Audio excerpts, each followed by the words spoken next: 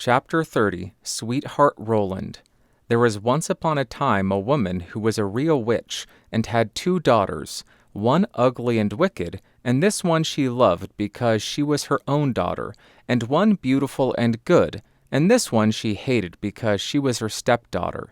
The stepdaughter once had a pretty apron which the other fancied so much that she became envious, and told her mother that she must and would have that apron. "Be quiet, my child," said the old woman, "and you shall have it. Your stepsister has long deserved death. Tonight, when she is asleep, I will come and cut her head off. Only be careful that you are at the far side of the bed, and push her well to the front." It would have been all over with the poor girl if she had not just then been standing in a corner and heard everything.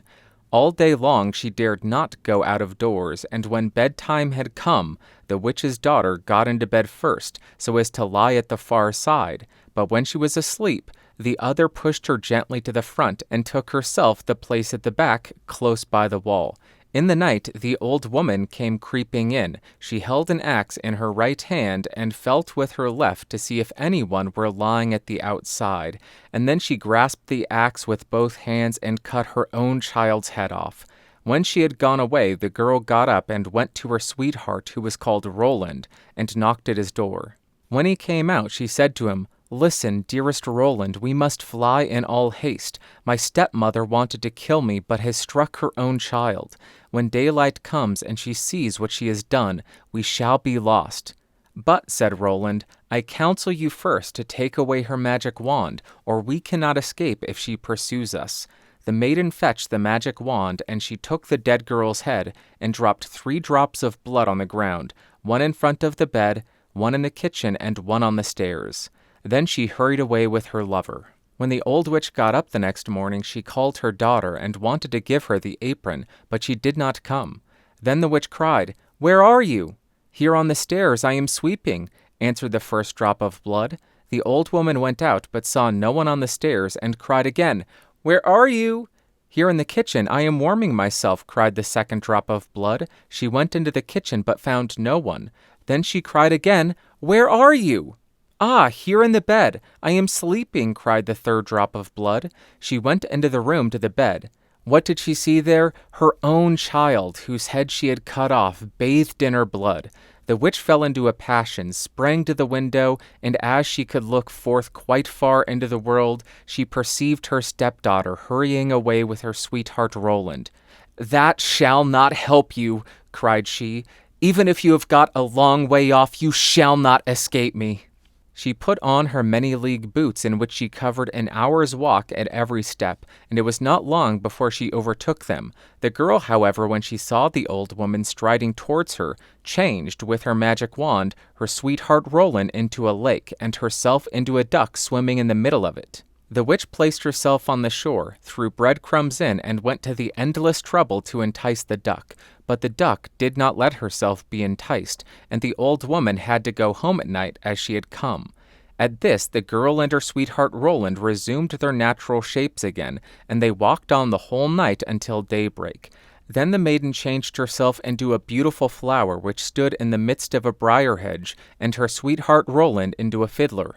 It was not long before the witch came striding up towards them and said to the musician, "Dear musician, may I pluck that beautiful flower for myself?" "Oh, yes," he replied, "I will play to you while you do it." As she was hastily creeping into the hedge and was just going to pluck the flower, knowing perfectly well who the flower was, he began to play. And whether she would or not, she was forced to dance, for it was a magical dance. The faster he played, the more violent springs was she forced to make, and the thorns tore her clothes from her body, and pricked her and wounded her till she bled. And as he did not stop, she had to dance till she lay dead on the ground. As they were now set free, Roland said, "Now I will go to my father and arrange for the wedding." "Then in the meantime I will stay here and wait for you," said the girl, "and that no one may recognize me, I will change myself into a red stone landmark." Then Roland went away, and the girl stood like a red landmark in the field, and waited for her beloved. But when Roland got home, he fell into the snares of another, who so fascinated him that he forgot the maiden. The poor girl remained there a long time, but at length, as he did not return at all, she was sad and changed herself into a flower and thought, "Someone will surely come this way and trample me down." It befell, however, that a shepherd kept his sheep in the field and saw the flower, and as it was so pretty, plucked it, took it with him, and laid it away in his chest. From that time forth strange things happened in the shepherd's house. When he arose in the morning, all the work was already done. The room was swept, the table and benches were clean, the fire in the hearth was lighted, and the water was fetched, and at noon when he came home the table was laid, and a good dinner was served. He could not conceive how this came to pass, for he never saw a human being in his house, and no one could have concealed himself in it. He was certainly pleased with his good attendance, but still at last he was so afraid that he went to a wise woman and asked for her advice. The wise woman said, "There is some enchantment behind it. Listen very early some morning if anything is moving in the room, and if you see anything, no matter what it is, throw a white cloth over it, and then the magic will be stopped." The shepherd did as she bade him, and next morning, just as day dawned, he saw the chest open and the flower come out. Swiftly he sprang towards it and threw a white cloth over it. Instantly the transformation came to an end, and a beautiful girl stood before him, who admitted to him that she had been the flower, and that up to this time she had attended to his housekeeping. She told him her story, and as she pleased him, he asked her if she would marry him, but she answered no, for she wanted to remain faithful to her sweetheart Roland, although he had deserted her.